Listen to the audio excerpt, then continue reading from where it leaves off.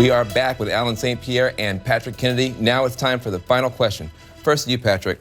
Look, we all know that making drug use illegal doesn't stop people from using drugs. You know that from your own personal life. We may be in a world soon where all we have is moral suasion without the law.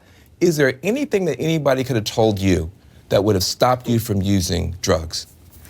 I became an addict because I started as a teenager, and I had the genetic predisposition to become an addict because it ran in my family.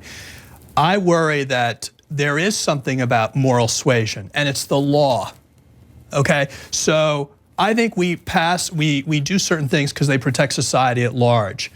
And I don't want someone who thinks it's no big deal to light up driving down the highway. I've got 3 kids. We were nearly run over going through New York last week.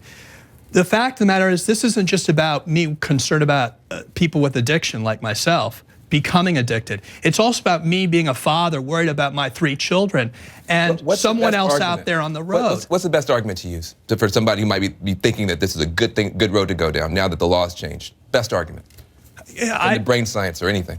Well, it stunts IQ development. I mean, the old marijuana that I started with is nothing like it is today. And thank God, because I'd be working with a few less IQ points right now if I was smoking the stuff that's out there today. Well said. I mean, let me build on Van for a second and ask you to switch to a totally negative position for a second. I find the most frightening of all the hard drugs methamphetamine, both because it can be made locally and because it seems to have a stunningly powerful addiction and then just a devastating effect on the person who becomes addicted. How would you design a program to minimize the possibility that anybody would ever become a meth addict? Largely by making sure they have options for drugs that if they're going to seek to alter their state, if we're going to acknowledge that we're not going to stop human beings from trying to alter their states, that they have access to drugs that have minimal consequences. You're absolutely correct. Of most drugs, meth is the worst. Well, I want to thank you both for being here and good conversation.